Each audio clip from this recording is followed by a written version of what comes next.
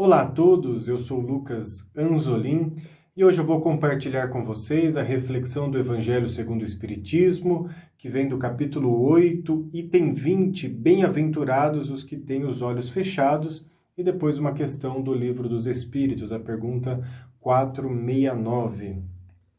Esse item, o item 20, é interessante primeiro contextualizar, a que tempo e o porquê que ele chegou aqui no Evangelho, tanto que já tem uma notinha de rodapé explicando este contexto, que é as instruções dos Espíritos, que foi passada pelo Espírito J.B. Vianney. Acredito que é essa a pronúncia.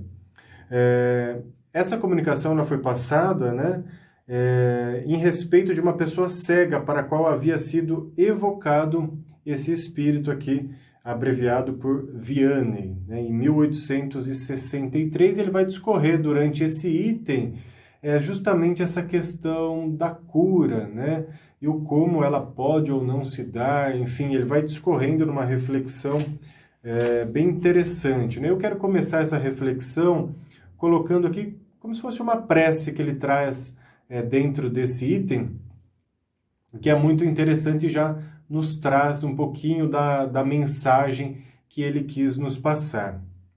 Meu Pai, curai-me, mas fazei que a minha alma doente seja curada antes das enfermidades do corpo, que a minha carne seja castigada se necessário, para que a minha alma se eleve para vós com brancura que possuía quando a criastes. Então aqui, logo nesse trechinho, nessa prece, nós conseguimos compreender algo muito importante, onde ele traz, nesse pedido, nessa súplica, a cura primeiramente para a alma, para o espírito, a cura moral, e em segundo plano, a cura material. Porque, de certa forma, nós podemos compreender a cura, a própria saúde e até mesmo o conceito de doença em todos esses níveis, sendo o corpo físico o último, em muitos casos, a se manifestar a respeito de um desajuste. E é sabido hoje, através de estudos e também da experiência prática e da sabedoria popular que já vem de muito e muito tempo, que quando há um desajuste interno, e aqui nós podemos considerar um desajuste da nossa própria alma, um desvio de caráter, um desvio de conduta, alguma emoção que não está sendo muito bem trabalhada, ela vai refletir no físico. E se nós cuidarmos exclusivamente do físico e não da causa, da origem, esse mal vai continuar, esse mal vai continuar. E o corpo ele pode até adoecer novamente. Ele pode até refletir esse desajuste de outras formas. Então, quando eu só tiro o sintoma, no caso aqui o sintoma corporal, e não cuido da causa, aquilo não se resolve, só disfarça, só mascara. E aquela conduta que eu precisava melhorar, adaptar, eu não faço nada, porque o sintoma que incomodava saiu. Então, essa reflexão que ele vai discorrendo aqui durante esse item, nós podemos começar por esse ponto, olhar realmente para nós, observar aquilo que precisa ser trabalhado, ser equilibrado e curado antes mesmo da nossa carne. Claro, se existe algo na carne, precisa ser olhado e precisa ser cuidado. Mas, somando-se a isso, também, moralmente, espiritualmente, enfim, emocionalmente, o que mais tem dentro de cada um de nós que precisa ser olhado e ajustado. Eu costumo dizer que, quando nós conseguimos identificar esse padrão desajustado, ele não se repete mais, porque aí nós temos condições de trabalhá-lo, mesmo que ele possa nos acompanhar durante um tempo. Mas se eu sei que eu tenho esse padrão, eu vou aprendendo a lidar com ele. Eu vou agindo de uma forma melhor, de uma forma mais assertiva. E tudo isso vai fazendo com que o processo evolutivo aconteça. Aqui também ele vai trazer a reflexão da própria cura, né? Como se fosse um milagre, né? E ele próprio diz, esse espírito, né? Quando ele foi chamado, ele faz algumas questões, né? Como se fosse assim, vocês esperam que eu cure, vocês me chamaram aqui para fazer um milagre, e ele responde, né? Eu não sei fazer milagres sem a vontade do bom Deus. Então ele coloca Deus aqui também como um fator importantíssimo, aonde advém todos os milagres, né? Todo o processo de cura, todas as energias, podendo entender que os espíritos, nesse caso aqui, por exemplo, que ele foi invocado, né? Evocado, a palavra utilizada aqui, né? Que ele foi evocado, são apenas um meio, um instrumento, assim como nós no centro, né? Que temos lá os nossos trabalhos, temos o passe, a fluidoterapia, a cromoterapia, a intervenção espiritual ou cirurgia espiritual e todas as outras terapêuticas, né, que envolvem a dinâmica de cada centro.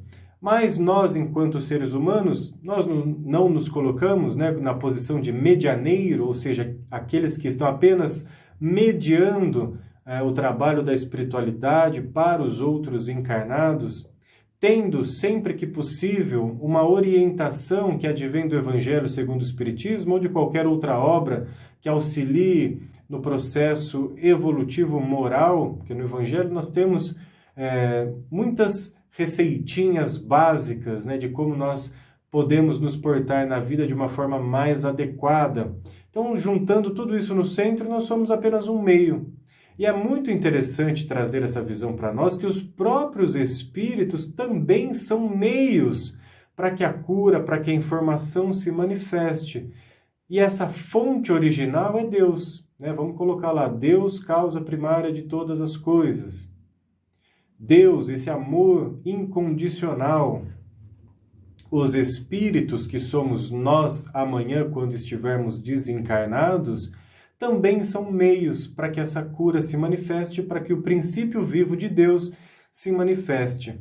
E aqui cabe um cuidado junto com essa reflexão, porque em alguns momentos nós podemos ter uma tendência também de que os espíritos sabem tudo, de que os espíritos vão fazer todas as curas, de que os espíritos estão ao nosso serviço a todo momento. E na prática não é bem assim, né? Porque isso tiraria as nossas próprias responsabilidades e colocaria na mão destes seres que nos auxiliam com tanto amor.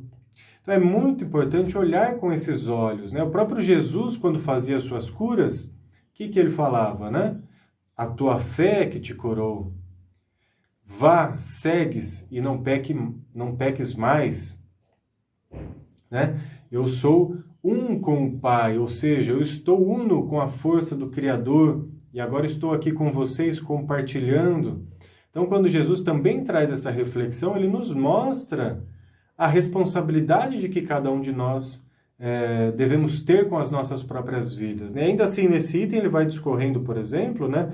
Que nem ele coloca aqui nesse trechinho que eu li, como se fosse uma prece, né? Que se necessário a carne seja castigada. Isso no Evangelho nós vemos em outras passagens também, como por exemplo, se os seus olhos for motivo de mal, que eles sejam arrancados, né? Se sua mão for motivo de mal, que ela seja arrancada. Esse arrancar ou esse castigar na carne, nós podemos entender que se algo realmente nos prejudica, que isso seja trabalhado na causa, na origem, trabalhando inclusive os nossos desapegos. Claro que o convite aqui não é, né, realmente arranque seus olhos, corte a sua mão, mas corte todos os vícios que te fazem mal, corte todos aqueles padrões que te deixam adoecido e deixe de lado realmente, né? E se ainda assim for necessário, se a nossa carne ainda assim for necessária passar por algum tipo de provação, por algum tipo de expiação, que nós possamos olhar para isso também como uma oportunidade de aprendizado e não ficar apenas na lamentação e no sofrimento, nem tampouco também vangloriando que aquela doença está ali, porque isso acontece, né? Muitos ficam presos no sofrimento e na lamentação e outros ficam presos no que a doença acaba proporcionando, né? Que não é tão saudável, nem um lado nem outro. A pergunta é, o que eu preciso aprender com essa situação? O que ainda dentro de mim precisa ser ajustado? E se essa doença chegou a nível físico, ok, obrigado, Pai, por ter trago essa doença até mim. Eu ainda sou um aprendiz e vou fazer algo de bom com ela. Vou transformá-la, vou aprender a lição que o Senhor está me proporcionando nesse momento, não como uma punição, mas com os olhos realmente do aprendizado. Então aqui ele cita, né, o caso dessa mulher cega, né, até ele vai trazendo essa reflexão, que muitas vezes a pessoa, depois de cega, ela consegue enxergar muito mais, estar muito mais próxima de Deus do que outros que têm a visão e acabam se perdendo no mundo através da visão. Isso vai valer para todos os sentidos, para todas as características, para todas as nossas potencialidades. Se algo nos faz se desconectar da fonte que é o Criador e de nós mesmos, isso precisa ser observado para que haja o reajuste devido. Senão, nós podemos cair em tentação. E cair em tentação vai nos deixar mais distantes de Deus, ou seja, mais distantes desses potenciais divinos que já estão dentro de nós mesmos. Então é muito importante, realmente esse capítulo, e esse item principalmente, o capítulo é Bem-aventurados os puros de coração, e esse item que vem falar Bem-aventurados os que têm os olhos fechados, Bem-aventurados, ou seja, aqueles que passam por essas provações e delas conseguem realmente fazer algo de bom, aprender ou ainda assim minimizar um sofrimento maior lá na frente. Nós, espíritas, consideramos a reencarnação, ou seja, as vidas sucessivas, a vida antes de nós reencarnarmos aqui, a vida depois de nós desencarnarmos. Então, quando a gente olha nessa linha do tempo mais ampla, nós vamos vendo que muitas coisas que chegam até nós são ajustes de outrora. Sabendo também, é claro, que muitas coisas são dessa vida mesmo, que a gente vai deixando de lado algumas coisas, vai se afastando de nós mesmos e isso acaba nos atrapalhando, isso acaba nos deixando um pouquinho mais devagar na estrada evolutiva. Então, tendo essa consciência e aproveitando as oportunidades que Deus e os bons espíritos nos oferecem, fica mais fácil seguir adiante, mesmo quando as adversidades chegam até os nossos caminhos. Ainda assim, lembrar sempre, quando for tratar com os bons espíritos, eles estão ali para nos auxiliar, sim, claro, mas nós devemos fazer a nossa parte e também não deveríamos, ou não é o mais adequado, colocar toda a responsabilidade na mão deles para que eles efetuem a cura em nós. Lembrando sempre que os espíritos somos nós depois que desencarnar. E se nós aqui, enquanto encarnados, nos colocamos apenas como um meio, também podemos olhar para os espíritos como um meio para que a cura chegue até nós, como se fosse realmente um médico, O médico, ele é um instrumento, um terapeuta é um instrumento, um psicólogo é um instrumento, um médium é um instrumento. Os espíritos também são um instrumento na mão de Deus para que as curas possam chegar até cada um de nós. Complementando esse trecho, complementando com a pergunta do Livro dos Espíritos, 469, que eu vou ler aqui para vocês, só vou pegar o trechinho aqui e já vou ler para vocês. A pergunta 469 do Livro dos Espíritos: por qual meio nós podemos neutralizar a influência dos maus espíritos?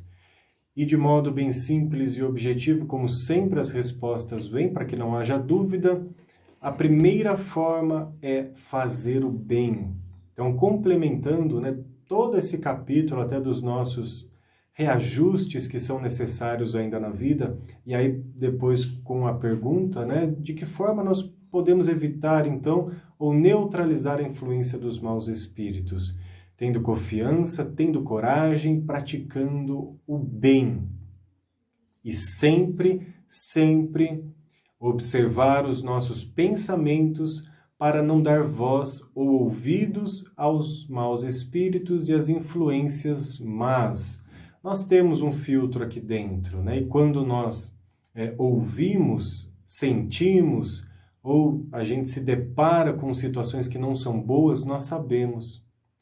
Aí sim cabe nós colocarmos em prática tudo o que foi aprendido. E sempre que essas más influências possam surgir no nosso caminho, enfim, que nós consigamos deixá-las de lado, né? Ok, elas vão vir, não temos como impedir que elas venham, mas nós temos como neutralizá-las, praticando o bem e não dando ouvido a elas. Então a gente pode refletir sempre.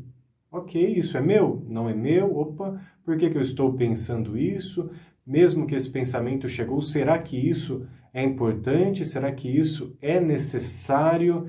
Será que isso realmente precisa ser levado em consideração? Essas emoções não estão muito legais, deixa eu refletir melhor, deixa eu fazer as minhas orações, né? Vigiai e orai. Isso realmente nos faz ter uma higiene mental muito grande e vai facilitar, inclusive, na prática do bem. Vai facilitar, inclusive, que ao nosso redor seja criado um campo de proteção, digamos assim, para que a mente consiga imaginar, né? Para que você imagine um símbolo, né? Então, conforme nós vamos praticando o bem e vamos tendo esse filtro de tudo aquilo que chega até nós, o nosso campo áurico ele vai ficando mais estruturado e menos suscetível a essas influências dos maus espíritos. Claro que sempre a responsabilidade é nossa, né? Eu costumo dizer que a proteção mais forte que existe, né? Você compra lá a corrente, o cadeado mais potente que existe para proteger o portãozinho da sua casa, mas se você for lá com a chave do lado de dentro e abrir para que qualquer um possa entrar, não tem o que fazer, né? Você pode pôr alarme, câmera, corrente, pôr todas as coisas de proteção na sua casa, aí você vai lá e abre a porta, qualquer um vai entrar ali. Então esse é o nosso autocuidado, fazendo bem, orando, vigiando e não dando voz nem ouvidos às más influências e aos maus espíritos, né? Se em algum momento essas influências chegarem até nós, nós podemos orar para que Deus, Jesus, possa orientar, encaminhar todo e qualquer tipo de influência negativada com o seu amor, com a sua luz. Agradecendo a todo mundo pela companhia aqui nessa reflexão, agradecer por todas as oportunidades que eu estive aqui durante esse ano, né? Esse evangelho aqui, ele é o último do ano, se eu não me engano, então agradecer a oportunidade que todos nós tivemos nesse ano, um ano diferente, um ano especial, que pudemos aprender outras coisas, que pudemos aprender outras maneiras de fazer o evangelho, de fazer com que a mensagem de Jesus pudesse chegar a outras pessoas e também a nos conectar. Então, gratidão a todos, que os bons espíritos, que Jesus, nosso mestre, possa realmente nos abençoar, nos iluminar e proporcionar aquilo que for necessário para que nós, dentro dessa caminhada, consigamos aos pouquinhos ir chegando mais próximo do Criador. Que Deus ilumine cada um de vocês e que esse amor realmente esteja em todos os nossos corações.